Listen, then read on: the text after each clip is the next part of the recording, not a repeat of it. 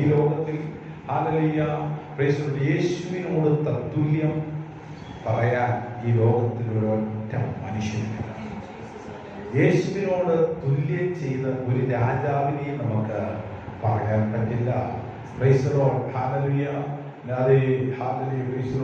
ദാനിയേലിന്റെ പുസ്തകത്തിൽ കാണുന്ന നെബൂഖദ്നേസറിന് യേശുവിനോട് തത്തുല്യമായ ഒരു പദവിക്ക് അർഹനായി തീരുവാൻ കഴിയുന്നില്ല.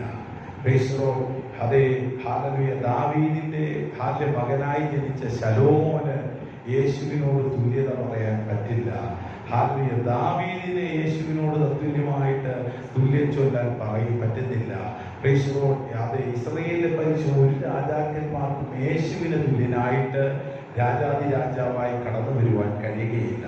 ഈ ലോകത്തിൽ ഇന്ന് വരെ ഉണ്ടായ ഭൂരാജാക്കന്മാരിൽ ആർക്കും യേശുവിനോട് തുല്യം ചൊല്ലാനായി ഒരു രാജാവും ഈ ഭൂമി ഉണ്ടായിട്ടില്ല, ഇനി ഉണ്ടാകുകയുമില്ല. അതുകൊണ്ട് യേശു ഭൂരാജാക്കന്മാർക്ക് അധിപതിയാണെന്ന് നമ്മൾ കണ്ടു. നമുക്ക് കാണാൻ കഴിയുന്നുണ്ട്. സങ്കീർത്തനം 45-ന്റെ അതിന്റെ 6-ാമത്തെ വാക്യം അവിടെ പറയുന്നത്,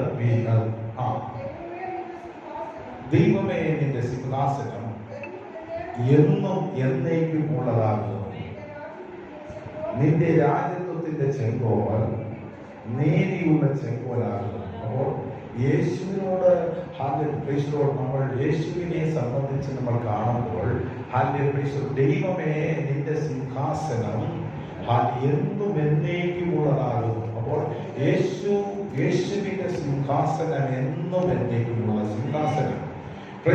മാത്രമല്ല നിന്റെ രാജത്വത്തിന്റെ ചെങ്കോൽ നീതിയുള്ള ചെങ്കോലാണ്. നെബൂഖദ്നേസർ രാജാവിനോട് ചോദിച്ചാൽ നെബൂഖദ്നേസർ പറയും, എന്റെ രാജത്വത്തിന്റെ ചെങ്കോൽ നീതിയുള്ള ചെങ്കോൽ അല്ല. അതുപോലെ തന്നെ നമുക്ക് കാണാൻ കഴിയുന്നുണ്ട്, ശദ്രക്ക് മേശക്ക് അബേദ്നെഗോവിനെ തീച്ചൂളയിൽ എറിഞ്ഞു കളയുവാൻ അതെ ഞാൻ മുഖാന്തരമായി. അപ്പോൾ അങ്ങനെ വരുമ്പോൾ എന്റെ ചെങ്കോൽ നീതിയുള്ള ചെങ്കോലല്ല. അതുപോലെ തന്നെ ശലോമോനോട് ചോദിച്ചാൽ പറയും, എന്റെ ചെങ്കോൽ നീതിയുള്ള ചെങ്കോലല്ല. എനിക്ക് കണക്കിൽ കവിഞ്ഞ സ്വത്തും കാര്യങ്ങളും എല്ലാം ഉണ്ടെങ്കിലും ദൈവത്തിന്റെ നിയമങ്ങളെ അതെ എനിക്ക് വേണ്ട നിലയിൽ പരിപാലിക്കാൻ കഴിഞ്ഞില്ല. ദൈവികമായ ആലോചനകൾക്ക് വിധേയപ്പെട്ട് ഒരു നല്ല രാജാവായി ഭരിക്കുവാനും ഒരു നല്ല രാജാവായി നിലകൊള്ളുവാനും എനിക്ക് കഴിഞ്ഞിട്ടില്ല. ശലോമോൻ പറയും, ഞാനും യോഗ്യനല്ല.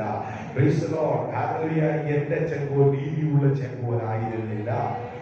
ദാവീദിനോട് ചോദിച്ചാൽ ദാവീദും പറയും, എന്റെ ചെങ്കോൽ നീതിയുള്ള ചെങ്കോൽ ആയിരുന്നില്ല. കാരണം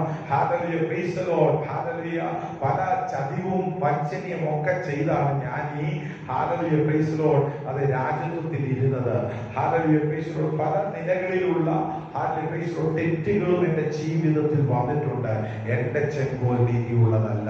ഇന്നുള്ള ലോകത്തിൽ ഭരിക്കുന്ന ഒരു രാജാക്കന്മാരും ഒരു നേതാക്കന്മാർക്കും അവകാശപ്പെടാൻ നീതിയുള്ള ഒരു ഭരണം ഞങ്ങൾ കാഴ്ചവെക്കുന്നു എന്ന് അവകാശപ്പെടാൻ പറ്റുകയുമില്ല.